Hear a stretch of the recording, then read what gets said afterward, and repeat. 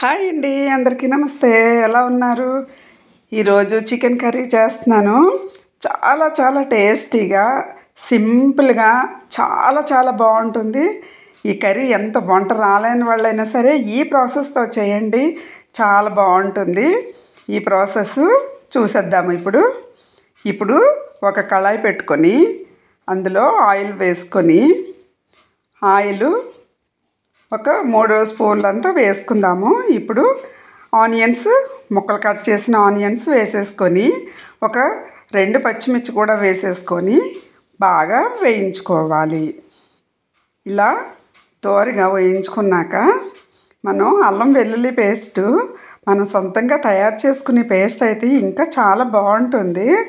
ఆ పేస్టు, అల్లం వెల్లుల్లి పేస్ట్ వేసుకొని పచ్చివాసన పోయేటంత వరకు కూడా మనం ఫ్రై చేసుకోవాలి. చూసారా, ఇలా మనం ఇంట్లోనే చేసుకుంటే మాత్రం చాలా స్మెల్ కాదు, టేస్ట్ కూడా చాలా బాగుంటుందండి. ఇలా ఫ్రై చేసేసుకోవాలి, పచ్చివాసన పోయేటంత వరకు ఫ్రై చేసుకోవాలి. ఇప్పుడు ఇలా చూడండి, అయిపోయింది కదా, ఇలా చేసుకుంటే సరిపోతుంది. ఇప్పుడు టమాటా, ఒక పెద్ద టమాటా ఒకటి ఇలాగా మిక్సీలో వేసుకొని టమాటా ప్యూరీలా చేశాను. ఇది కూడా ఆయిల్లో వేయించేసుకోవాలి. ఇలా వేయించుకోవాలి, మనకి గ్రేవీ కూడా ఉంటుంది, బాగుంటుంది టమాటా కూడా వేస్తే. ఇప్పుడు కారం వేస్తున్నాను, ఒక 2 స్పూన్లు కారం ఎవరికి ఎంత కావాలో అంత, పసుపు, అలాగే 1 స్పూన్ ధనియాల పొడి, 1/2 టీ స్పూన్ జీలకర్ర పొడి, 1/2 టీ స్పూన్ గరం మసాలా. ఇలా ఇవన్నీ వేసేసుకోవాలి.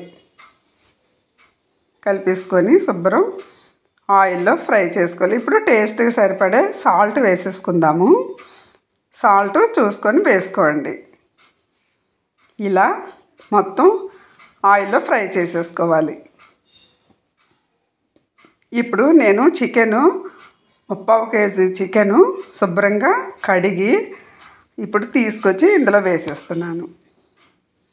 చాలా నీసు వాసన పోయేటంత వరకు మనం కడుక్కొని బియ్యం కడిగిన వాటర్తో కూడా కడిగేసుకుంటే అస్సలు స్మెల్ రాదండి, చాలా బాగుంటుంది. ఇలా మొత్తం స్పైసీ అంతా ముక్కలకు పట్టించేసుకోవాలి. ఇలా నీట్గా ముక్కలంతా కూడా పట్టాలి. ఇలా కలిపేసుకోవాలి. చూసారు కదా, ఇలా పట్టేసుకున్న తర్వాత మనకి చికెన్లో ఉన్న వాటర్ మాత్రం పోయేటంత వరకు మనం కుక్ చేసుకోవాలి కదా.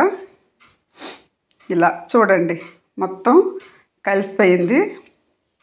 ఇప్పుడు మూత పెట్టేసుకొని ఒక 3 మినిట్స్ మీడియం ఫ్లేమ్లో పెట్టుకొని మనం కుక్ చేసుకోవాలి. ఇప్పుడు చూద్దాము. చూడండి, ఈ వాటర్ ఇంతవరకు ఉంది. ఇంకా చాలా వాటరే వస్తుంది కదా, అదంతా కూడా ఎగిరిపోయిందనమాట. ఇప్పుడు ఇందులో కొంచెం వాటర్ వేసుకోవాలి. ఏదేమైనా కానీ చికెన్ కర్రీ అంటే కనుక కొంచెం వాటర్లో ఉడికితేనే బాగుంటుంది. ఇప్పుడు ఇది ఇలా కలిపేసుకొని మళ్ళీ ఒక 3 మినిట్స్ కుక్ చేసుకోవాలి. క్యాప్ పెట్టి మూత పెట్టేసుకొని కుక్ చేసుకుందాం.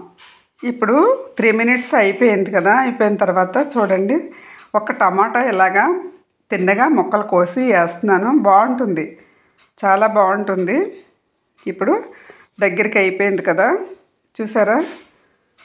ఇలా మనకి గ్రేవీ ఈ మాత్రం ఉంటే సరిపోతుంది కలుపుకోవటానికి.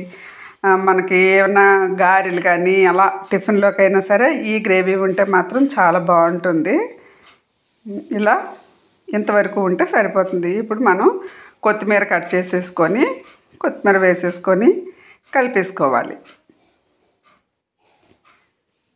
ఇలా కలిపేసుకున్న తర్వాత ఇంకేమీ లేదండి, సర్వింగ్ బౌల్లో సర్వ్ చేసేసుకోవచ్చు. చూసారు కదా, ఎంత సింపుల్గా ఉంది. మనం దీనికోసం ప్రత్యేకంగా ఎలాంటి మసాలాలు తయారు చేయలేదు, మన ఇంట్లో ఉన్న మసాలాలే. ఎలా ఉంది కర్రీ? బాగుంది కదా. ఇప్పుడు ఈ కర్రీని సర్వింగ్ బౌల్లో సర్వ్ చేసేసుకుందాము. ఇలా సర్వ్ చేసేసుకొని మనం చక్కగా చపాతీకే కానీ దేనికైనా సరే చాలా బాగుంటుంది. చూసారా ఎలా ఉన్నాయో కర్రీ, బాగుంది కదా. తింటే ఇంకా సూపర్గా ఉంటుంది. ఈ ప్రాసెస్తో వంట రాలేని వాళ్ళన్నా సరే చెయ్యండి, తినండి. నా వీడియో నచ్చితే లైక్ చేయండి, సబ్స్క్రైబ్ చేయండి. Thank you for watching.